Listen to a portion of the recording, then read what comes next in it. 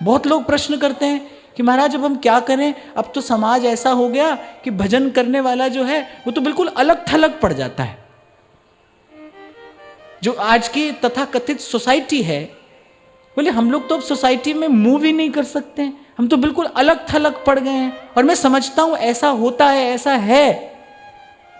अब भाई ऐसा यदि है और ऐसा यदि हो गया है या हो रहा है तो भाई वहीं जाकर तो अब नहीं चिपट सकते उनसे, क्या करोगे? अपने आप को अलग रखना है। अब अपने आप को अलग रखने के लिए, भीड़ से अलग रहने के लिए आपको भीतर का बल चाहिए। और मैं तो वैसे भी ये समझता हूं भीड़ का हिस्सा बन जाना कोई मुश्किल काम तो नहीं है। जहां सब जा रहे हैं ले आप भी चलो, इसी को ही तो भेड़ चाल कहते हैं ना।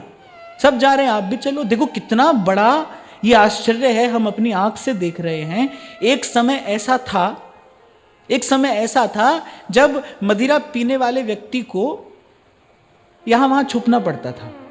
आज ऐसा समय आ गया जो व्यक्ति नहीं पीता है उसको अपने आप को सही प्रमाणित करना पड़ता है उन लोगों की भीड़ में। ऐसा समाज हो गया, ऐसी विकृति समाज में आ गई और कितनी तीव्र गति से आ गई और आती जा रही है, और आगे पता नहीं क्या होगा। इसीलिए तो मैं आपसे कह रहा था भाई मार्ग तो कठिन है, ये कठिन मार्ग है, बीहड़ बाट है, सो छोड़ना नहीं।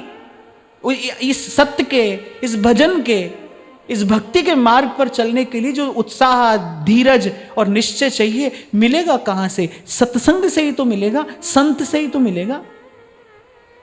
वही आपको धीरज भी देगा, वही आपको प्रोत्साहित भी करेगा और उसी की सन्निधि में निश्चय भी बना रहेगा। नहीं तो भाई बड़ा प्रबल आवेग है, माया का बड़ा प्रबल आवेग है, तो छिन्न भिन्न कर देती है, सब ज्ञान ध्यान बह जाता है और बड़ी तीव्र गति से समाज में संस्कारों का ह्रास हो रहा है। और एक और बात मैं आप ही से पूछता हूं, जो कार्य अधिक लोग कर रहे हैं, केवल अधिक लोगों के करने से तो कोई कार्य ठीक नहीं हो जाता ना। आज अगर अधिकतर लोग अगर न करने योग्य कार्य करने लगे तो अधिक लोगों के करने से तो वो ठीक नहीं हो जाएगा ना। ये तो राजनीति में चलता है भाई, जिसके पास बहुमत है वही विजेता है, पर धर्म में तो ऐसा नहीं है। धर्म में ऐसा नहीं है। इसीलिए भीड़ का हिस्सा बनना आसान है, कठिन है भीड़ से अलग अपने सिद्धांत पर बने रहना। और उस अपने सिद्धांत पर बने रहने का बल, शक्ति, वो साहस, वो निश्चय, वो आपको सत्संग से मिलेगा। ये ऐसे वातावरण में हम कहां जाएंगे भाई? हम अपने भाव का पोषण कैसे करेंगे?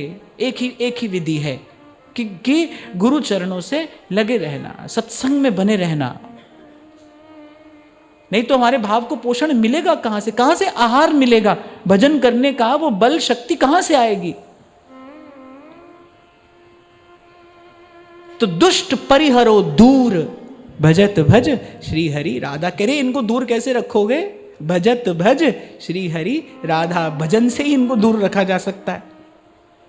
और बड़ी अच्छी बात है, मैं तो देखता हूं कि ये लोग ऐसे हैं, ये जो कुछ लोग हैं या बहुत लोग हैं या जितने भी लोग हैं, ये लोग ऐसे हैं कि माथे पर तिलक हो, हाथ में माला हो तो उसको तो ऐसे अस्पृश्य समझते हैं। अच्छी बात है। कल मैं आपसे कह रहा था ना, गोस्वामी जी सबसे पहले खल वंदना करते हैं, फिर खल कहते हैं हम तुम्हारी वंदना से प्रसन्न हैं, क्या मांगते हो? बोले बस आप हमसे दूर रहिए, यही मांगते हैं आपसे। तो लड़ना झगड़ना तो किसी से नहीं भाई।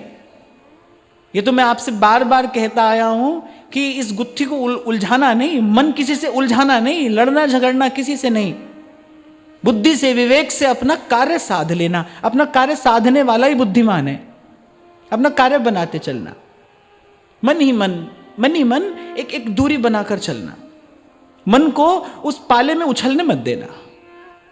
एक और बात ध्यान रखना, एक बार मन हाथ से निकला, एक बार, अनेक बार नहीं, एक बार मन हाथ से निकला, फिर टिकाने अब आएगा, कब आएगा और आएगा भी कि नहीं आएगा कहा नहीं जा सकता, नहीं कहा जा सकता।